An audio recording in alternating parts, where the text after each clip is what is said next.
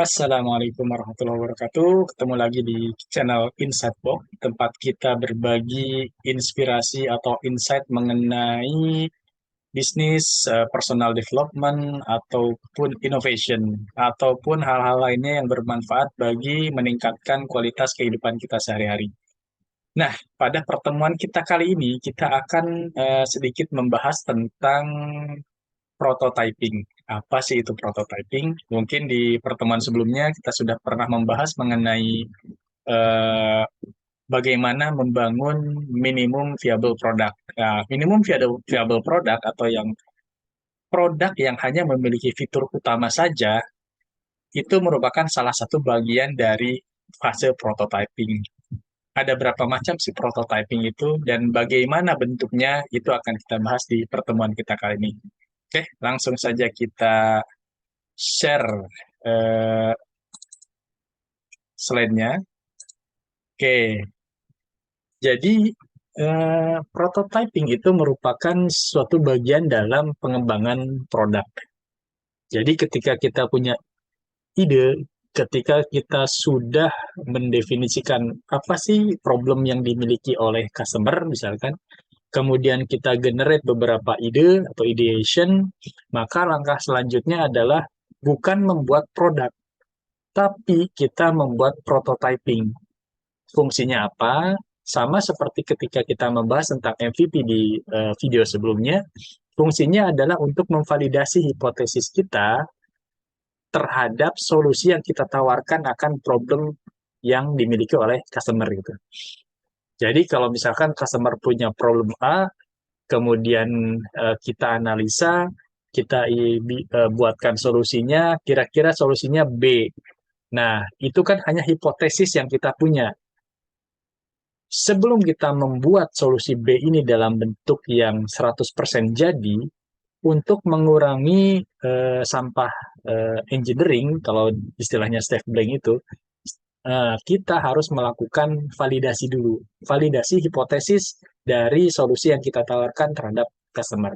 Inilah yang difasilitasi oleh prototyping. Jadi prototyping itu adalah membuat suatu eh, calon produk ya. Jadi bukan produk, ini calon produk untuk ditunjukkan kepada customer. Tujuannya hanya satu, untuk mendapatkan feedback dan untuk mendapatkan kepastian atau validasi dari hipotesis yang kita bangun sebelumnya. Nah, jadi kalau kita lihat di sini, ini gambar dari IDEO, dari David Keely. Nah, eh, tujuan prototyping itu sebenarnya hanya satu gitu. Prototyping itu mengizinkan kita untuk gagal secara cepat. Kalau memang ini ya, kalau memang nanti hipotesis yang kita tawarkan ternyata memang salah gitu. Dan ini juga mendorong kita untuk sukses secara lebih cepat juga gitu. Jadi gagal lebih cepat dan sukses lebih cepat. Artinya apa? Kita tidak perlu membangun satu produk dalam jangka waktu yang panjang, misalkan 1-2 tahun, kemudian baru kita tahu bahwa produknya gagal karena hipotesis kita salah, tapi kita bisa melakukan ini dalam jangka waktu yang cepat. Ketika kita melakukan prototyping, kita membangun suatu calon produk ya, kemudian gambaran produk ke customer, customer tidak suka atau misalkan eh, customer eh, tidak merasa tidak terselesaikan problemnya dengan prototipe yang kita kirimkan, kita bisa sesegera mungkin membuang hipotesis kita sebelumnya dan membangun hipotesis yang baru. Artinya kita bisa bereksperimen lebih cepat untuk mendapatkan insight yang lebih akurat dari customer. Jadi eh, inti dari prototyping itu adalah untuk mengkomunikasikan produk yang kita tawarkan atau solusi yang kita tawarkan melalui eksperimen kepada calon customer atau misalkan potensial customer yang akan kita solve problemnya untuk mendapatkan feedback. Baik itu feedback negatif ataupun feedback positif. Ketika misalkan customer tidak menyukai solusi yang kita tawarkan, apakah benar-benar solusi ini tidak menjawab apa namanya problemnya customer atau hanya misalkan perlu diimprove saja gitu. Kalau misalnya tidak menjawab berarti kita buang, kita ganti dengan solusi yang lain. Tapi kalau bisa diimprove itu nanti akan ada iterasi dalam pembangunan produk.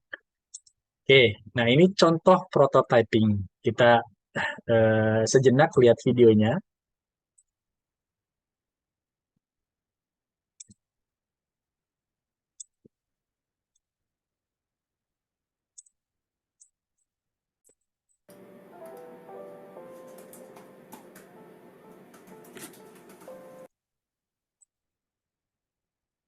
Nah, di sini kita lihat. Jadi kalau kita misalkan mau bikin vending machine, ya kita belum punya teknologinya, ya cukup di belakangnya kita pasang saja satu orang yang membuatkan kopi misalkan. Nah, yang penting customer merasa bahwa ya saya masukin uang, keluar kopi, seolah-olah itu otomatis. Padahal sebenarnya di belakangnya ada orang. Ini namanya prototyping. Kita nggak perlu membangun suatu sistem yang apa namanya komplit dulu, tapi minimal kita memvalidasi dulu. Oh ternyata customer suka dengan solusi yang kita tawarkan. Nah ini adalah salah satu contoh prototyping. Jadi prototyping mungkin seperti ini. Oke. Nah kemudian kita masuk ke jenis-jenis prototyping. Kalau kita mungkin sebelumnya membahas tentang MVP, sebenarnya ada prototype lain yang selain MVP ya, yang lebih sederhana. Jadi tidak mesti untuk memvalidasi eh, ide kita itu harus melalui MVP. Bisa jadi yang pertama kita lakukan adalah melakukan theoretical prototype. Jadi ini semacam abstraksi mental ya, atau misalkan eh, kita membuat gambaran eh, abstrak mengenai ide kita atau solusi yang kita tawarkan kepada customer, tapi tidak secara spesifik. Nah, contohnya misalkan gini, kita cukup menanyakan kepada customer, kalau kita bikin, misalkan ini ya, eh, misalkan kita ingin membuat monitoring eh, rumah ya, sistem monitoring rumah. Sebenarnya kita nggak perlu bikin dulu sistemnya, bikin elektroniknya, bikin algoritmanya, bikin frameworknya dan lain-lain. Cukup pertama kali kita tanyakan kepada customer, kalau saya bisa bikin eh, rumah kamu kelihatan di smartphone, kira-kira kamu mau pakai nggak? Nah, itu aja udah masuk prototype sebenarnya. Itu theoretical prototyping. Nah, biasanya ini digunakan oleh perusahaan-perusahaan yang akan membangun produk dengan melaunching pertama kali itu adalah landing page. Mungkin kita pernah tahu yang namanya Dropbox. Dropbox dulu itu kan merupakan suatu ini ya sharing dokumen secara online ya. Itu misalkan dia pakai cloud base, orang bisa menyimpan dokumennya dari flash disk, dari HP, dari laptop ke dalam satu pocket sendiri yang ada di internet gitu kan.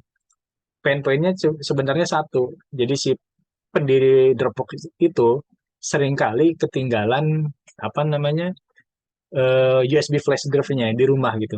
Nah, dia akhirnya nggak bisa kerja karena flash drive-nya kalau ketinggalan di rumah. Dia berpikir, gimana kalau misalkan kita bisa akses ini di mana aja. Nah, yang mereka pertama kali lakukan adalah membuat video gitu. Membuat video, kamu punya, kita punya masalah ini. Kamu pasti juga punya masalah yang sama gitu kan. Bener nggak? Cuma kan harus divalidasi kan. Kalau saya sering merasa kesulitan atau merasa kerepotan ketika saya meninggalkan flash drive saya di rumah, apakah ada orang-orang lainnya yang mengalami atau merasakan problem yang sama? Maka dia perlu membuat hipotesis, dia perlu memvalidasi hipotesis dia. Akhirnya dia bikin website, kemudian dia bikin video. Gimana kalau misalkan kita bisa nyimpen data-data kita secara tersentralisasi dalam satu internet atau cloud yang bisa diakses dari mana saja gitu. Dia bikin video ternyata banyak yang daftar itu. Itu baru ide yang disampaikan dalam bentuk video atau misalkan dalam bentuk pertanyaan kepada customer. Kalau saya punya solusi seperti ini terhadap problem kamu, kamu mau pakai atau tidak? Nah, itu adalah theoretical prototype. Yang kedua ada virtual prototype. atau disebutnya pretend types gitu. Jadi kalau kita misalkan mau menjual solusi terhadap problem sekarang, gimana sih kita caranya bikin seolah-olah realistik tapi sebenarnya fake. Kayak misalkan tadi video yang pertama kali kita tonton tadi itu merupakan contoh dari virtual prototype. Nah, ini juga pernah dipakai oleh IBM speech to text gitu dulunya itu. Jadi mereka bikin speech to text, dulu kan belum se-advance sekarang ya, kita bisa bikin speech to text menggunakan AI dengan teknologi yang advance, dulu itu belum se-advance sekarang. Jadi IBM caranya gimana? Ya dia suruh orang ngomong, kemudian di belakangnya ada engineer-nya dia yang mengetik gitu kan. Ngetik terus dimunculkan di layarnya. Wah, kalau misalkan orangnya senang dengan hasil itu, maka mereka melanjutkan idenya gitu. Nah, biasanya yang dipakai untuk virtual prototype itu bisa macam-macam. Ya, salah satunya tadi ya, caranya seperti itu. Tapi toolsnya bisa jadi kita menggunakan PowerPoint, Sketch, atau mockup gitu. Contohnya misalkan kita bikin aplikasi cuma dalam bentuk mockupnya saja gitu, dalam bentuk PowerPoint, atau misalkan dalam bentuk eh, apa namanya sketch atau yang lainnya gitu. Kita tunjukkan ke customer ngeklik buttonnya misalkan di aplikasi, tapi sebenarnya di belakangnya belum ada aplikasi yang berjalan gitu. Nah, itu bisa digunakan sebagai virtual prototype. Nah, itu yang kedua. Yang ketiga adalah minimum viable prototypes. Nah, kenapa nggak disebut minimum viable product? Biasanya sih disebutnya emang minimum viable product gitu. Tapi kalau biasanya dalam prototyping, eh, lebih suka dikatakan itu minimum viable prototypes. Karena apa? Karena yang dibangun itu prototype, bukan produk. Nah, dan ini juga menjaga mental agar si engineer atau developernya itu tujuan dari pembuatan minimum viable prototypes itu bukan membuat produk, tapi untuk memperbanyak sebanyak mungkin prototype yang bisa dites kepada customer gitu. Nah, sebenarnya pengertiannya sebenarnya sama-sama minimal viable product gitu. Cuma ini hanya penamaan saja sebagai ini ya apa namanya untuk menunjukkan tujuan dari pembangunan MVP ini. Nah, jadi yang di deliver di MVP ini adalah eh, core dari feature yang bisa apa namanya men-solve problem customer gitu.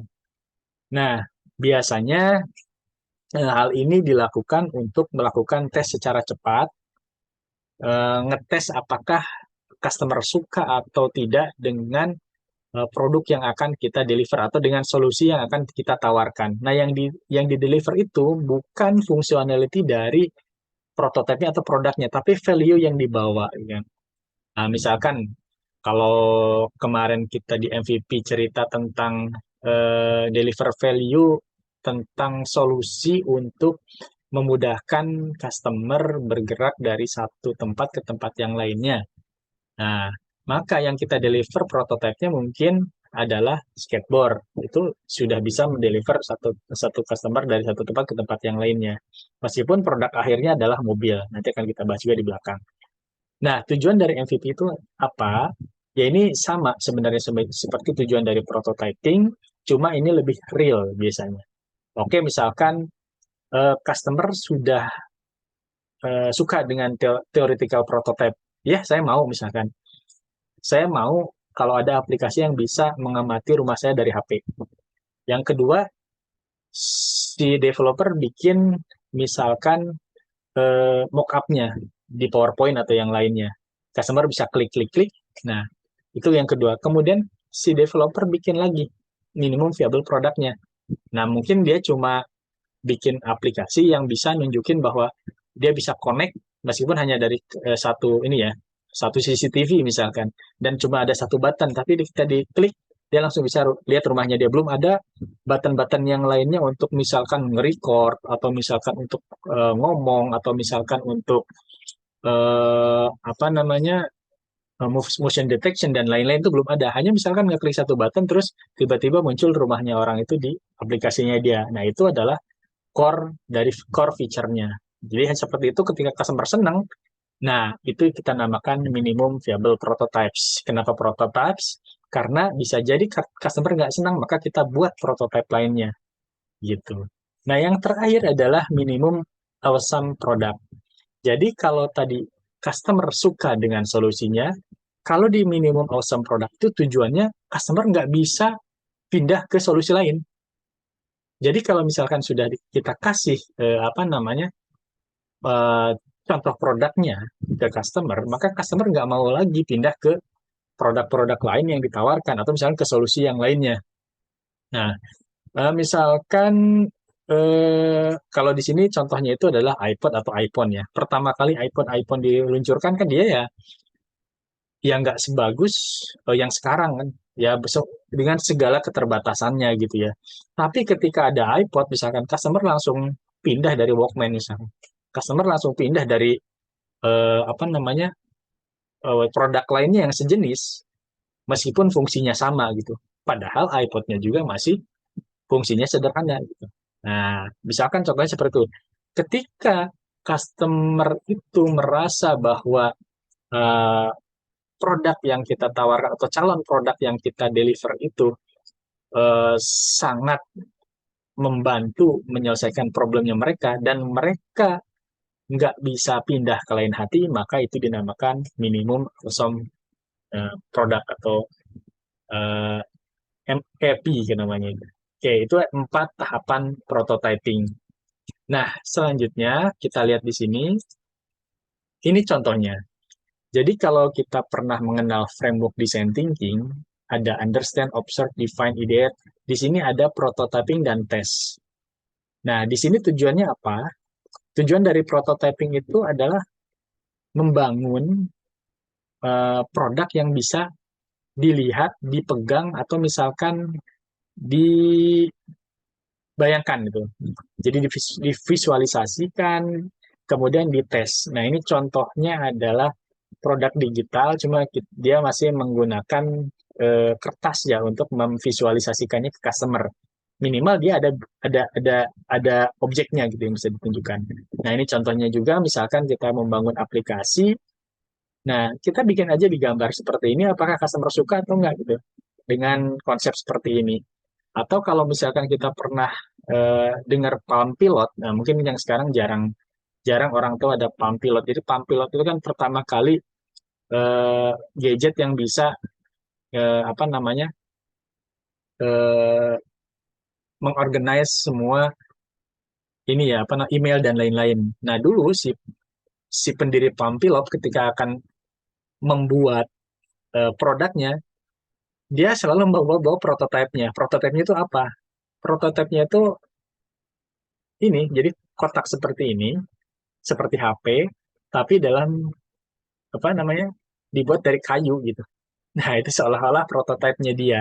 Jadi bawa kemana-mana, dia pegang dan dia eh, dibawa ke meeting dan lain-lain itu untuk merasakan feel-nya gitu. Kalau misalnya saya bangun produk seperti ini, rasanya gimana gitu? Apakah enak dibawa, ergonomis, gampang dibuka, gampang digunakan gitu dan lain-lain. Nah, contohnya seperti ini. Nah, atau misalkan ini ada prototyping eh, untuk ini ya operasi ya. Nah, gimana sih cara bikin yang ergonomis gitu kan?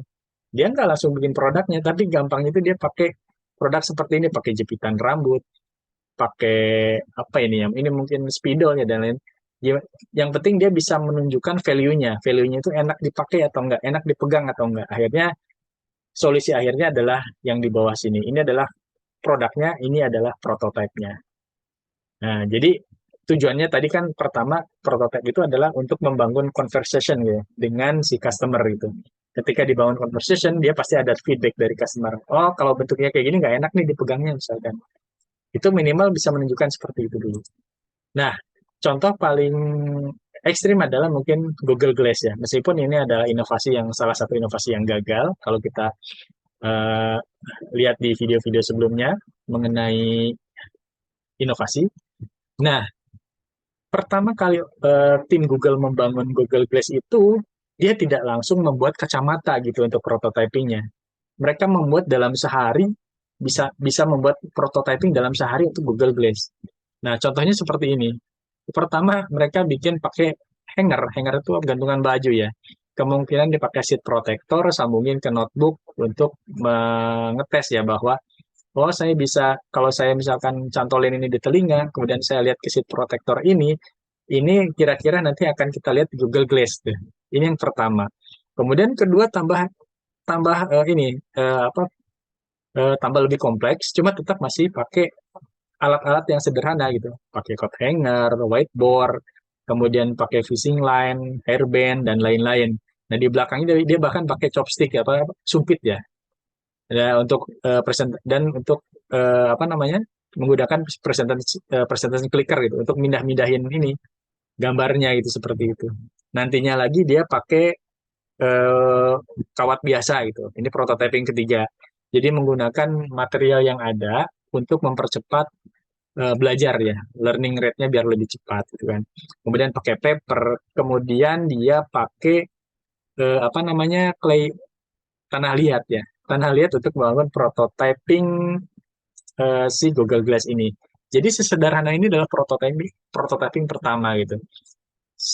Minimal dengan ada prototype ini, kira-kira kalau ini prototipenya digunakan oleh developer untuk memastikan bahwa oh ini sih yang produk yang akan kita deliver ini seperti ini gitu. Ini sih cocok ya. Nah, nanti kalau misalkan untuk customer biasanya beda lagi gitu. Atau misalkan ke calon customer biasanya beda lagi. Nah, jadi tujuan dari prototyping itu adalah untuk mempercepat evolusi dari produk yang ada. Nah, tujuannya apa? Pertama ya membangun eksperimen. Kedua, mengharapkan ada perubahan ya. Pasti yang prototype itu kan seperti kita pernah bahas di MVP, harus ada ruang untuk perbaikan. Maka di sini yang di-expect itu adalah perubahan. Nggak mungkin yang kita deliver prototype sampai jadi produk seperti itu nggak mungkin. Pasti ada iterasi. Nah, disinilah pentingnya prototyping. Jadi untuk rapid to evolve, berubah dengan cepat. Nah, ini contohnya, ini yang sudah ditunjukkan juga di apa namanya video sebelumnya tentang MVP ya. Jadi kalau prototyping itu atau MVP itu yang kita bangun itu seperti yang di bawah. Problem apa yang akan kita solve? Problemnya adalah customer butuh solusi misalkan yang bisa memindahkan dia dari satu tempat ke tempat yang lainnya dengan mudah atau alat bantu ya. Maka yang kita deliver pertama kali untuk membuat prototipe ini adalah value-nya apa? Value-nya itu adalah ya ini, nah, alat untuk memindahkan customer dari satu tempat ke tempat yang lain. Nah, dengan value itu kita bisa bikin solusi sederhana. Yang sederhananya pakai skateboard. Tapi kita nggak bisa bikin hanya dengan menggunakan roda ban kan.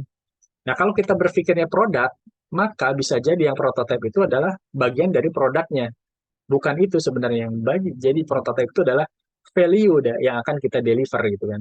Jadi kalau value-nya adalah kendaraan mobil, produknya ada kendaraan mobil, value-nya adalah yang bisa mendeliver dari satu tempat ke tempat yang lain, maka prototipenya ya cukup dengan skateboard kita bisa memindahkan satu ke tempat yang lain. Atau misalkan nanti di enhance lagi menjadi skuter misalkan, atau sepeda, atau motor. Semuanya ini bisa mendeliver value yang sama gitu. Meskipun dengan fitur yang lebih advance. Sampai akhirnya dia menjadi mobil. Nah, seperti ini adalah MVP atau prototyping yang baik. Yang atas ini dari awal prototipenya sudah salah. Karena yang mau dites ke customer tidak bisa diverifikasi atau hipotesis yang kita deliver, yang mau kita validasi, tidak bisa dijawab ketika kita hanya mendeliver ban atau misalkan rangka mobil karena ini semua tidak bisa menyelesaikan masalah yang tadi ingin diatasi gitu atau memindahkan customer dari satu tempat ke tempat yang lainnya. Nah, ini ada perkataan dari Karen Hansen, dia itu bilang bahwa jatuh cintalah terhadap problem tapi bukan ke solusi. Karena apa? Karena kalau kita eh, apa namanya terlanjur jatuh cinta dengan solusi ketika kita melakukan eksperimen atau prototyping dan ternyata tidak sesuai dengan kehendak user atau hipotesisnya salah, kita nggak bisa move on, kita tetap membangun produk yang sama padahal itu sudah ditolak oleh pasar di awal-awal gitu. Nah, yang perlu kita jatuh cinta itu adalah ke problemnya. Oke, tadi problemnya itu adalah customer butuh berpindah dari satu tempat ke tempat yang lainnya. Ketika satu solusi yang kita tawarkan nggak jalan, ya dia bisa bikin solusi yang lain, tapi problem yang dijawab tetap sama gitu. Jadi jangan pernah jatuh cinta terhadap solusi yang kita tawarkan, tapi jatuh cintalah terhadap problem. Karena apa? Karena ketika eh, solusi yang kita tawarkan tidak bisa memenuhi eh, ekspektasi customer, kita bisa membuat solusi yang lain gitu untuk problem yang sama. Oke, mungkin itulah sedikit insight mengenai prototyping di dalam pengembangan produk. Kita ketemu lagi di lain kesempatan dengan topik yang lain. Assalamualaikum warahmatullahi wabarakatuh.